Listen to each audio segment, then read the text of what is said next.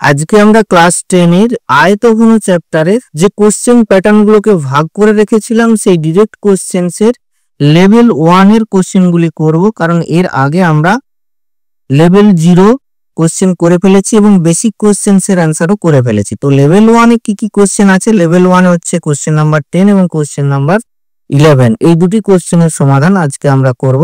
Question number 10 বলেছে একটি ঘনকের প্রতিটি বাহুকে 50% কমানো হলো, মূল ঘনক ও পরিবর্তিত ঘনকের ঘনফলের অনুপাত কি হবে হিসাব করে লিখি। তা বাহুর দৈর্ঘ্যকে 50% কমিয়ে দিয়েছে, ধরে নিচ্ছি তাহলে বাহুর দৈর্ঘ্য কত ছিল? তাহলে 10-এর দাগ ধরি ঘনকের বাহুর দৈর্ঘ্য সমান a একক, এইটি ছিল।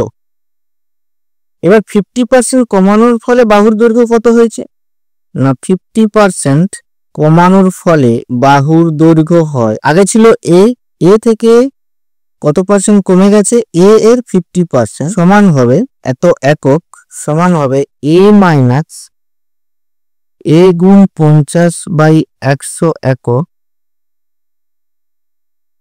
সমান হবে a মাইনাস a গুণ একক সমান হবে a/2 একক। এখন যখন বাহুর দৈর্ঘ্য a একক ছিল, তার আয়তন কত ছিল সেটাই বের করতে বলেছে, যে ঘনফলের অনুপাত, তার মানে মূল ঘনকের ঘনফল কত আর পরিবর্তিত ঘনকের ঘনফল কত, এই দুটি বের করতে হবে, বের করে অনুপাত বের করতে হবে। তাহলে মূল ঘনকের ঘনফল কত?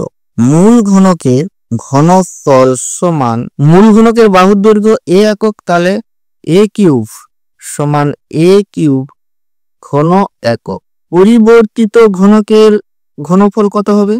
পরিবর্তিত ঘনকের বাহুর দৈর্ঘ্য হচ্ছে a/2 একক, তাহলে a/2 কিউব সমান a কিউব বাই 8 ঘন একক। অতএব মূল ঘনক ও পরিবর্তিত ঘনকের ঘনফলের অনুপাত সমান কত হবে? a cube is to a cube by 8 সমান হবে a cube common factors cancel হয়ে যাবে, 1:1/8 ইজ ইকুয়ালস টু 8 ও 1:1। তাহলে এটি হচ্ছে অ্যান্সার। এবার আসি 11 দাগে। একটি সমকোণী চৌপলাকারের বাক্সের দৈর্ঘ্য প্রস্থ ও উচ্চতার অনুপাত দেওয়া আছে। সমকোণী চৌপল মানে হচ্ছে আয়তঘন, আয়তঘনের দৈর্ঘ্য দেওয়া আছে, প্রস্থ দেওয়া আছে, উচ্চতা দেওয়া আছে, তাদের অনুপাত দেওয়া আছে আর কি, তাদের আয়তন দেওয়া আছে, তাহলে সমগ্র তলের ক্ষেত্রফল বের করতে হবে। এখন এই যে আয়তন দেওয়া আছে, এই আয়তন এবং অনুপাত থেকে আমাদের তাদের সঠিক দৈর্ঘ্য প্রস্থ উচ্চতা বের করতে হবে, বের করে ফেলতে পারলেই সমগ্র তলের ক্ষেত্রফল পেয়ে যাব। তাহলে ধরে নিচ্ছি ওই সমকোণী চৌপলাকারের বাক্সের দৈর্ঘ্য কত? দৈর্ঘ্য 3x, প্রস্থ 2x, উচ্চতা x।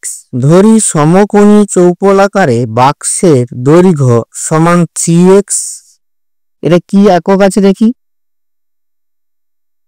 একক আছে, এটা হচ্ছে সেন্টিমিটার, তাহলে 3x সেন্টিমিটার, প্রস্থ সমান 2x সেন্টিমিটার ও উচ্চতা সমান x সেন্টিমিটার। অতএব আয়তন কত হবে? আয়তন সমান হবে দৈর্ঘ্য গুণ প্রস্থ গুণ উচ্চতা, মানে 3x গুণ 2x গুণ x ঘন সেমি সমান হবে 3 দুগুণে 6 6x কিউব ঘন সেমি। তাহলে শর্তানুযায়ী 6x কিউব সমান হচ্ছে এই 384 ঘন সেমি। তাহলে আমরা লিখি 6x কিউব সমান 384, দিস ইমপ্লাই x কিউব সমান 6 6 36, 2 24, 6 4 24, তাহলে x সমান হবে 4 4 16 4 64 4। অতএব বাক্সটির দৈর্ঘ্য সমান 4 সেমি, দৈর্ঘ্য কিন্তু হবে 12 সেমি, 3 গুণ 4 সমান 12 সেমি। প্রস্থ কত হবে? প্রস্থ হবে 2 গুণ 4 সমান 8 সেমি ও উচ্চতা হবে শুধু 4 সেমি। তাহলে সমগ্র তলের ক্ষেত্রফল, অতএব বাক্সটির সমগ্র তলের ক্ষেত্রফল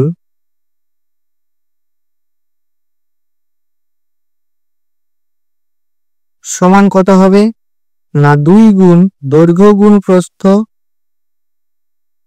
যোগ প্রস্থ গুণ উচ্চতা যোগ উচ্চতা গুণ দৈর্ঘ্য সমান হবে 2 গুণ দৈর্ঘ্য কত গুণ 12 গুণ 8 প্লাস 8 গুণ 4 প্লাস 4 গুণ 12 এটা কি না বর্গ সেমি সমান 2 গুণ 12 কত 96 প্লাস 32 প্লাস 48 বর্গ সেমি সমান এটা যোগ করে দিই 2 গুণ 176 বর্গ সেমি সমান 352 বর্গ সেমি এটি হবে অ্যান্সার।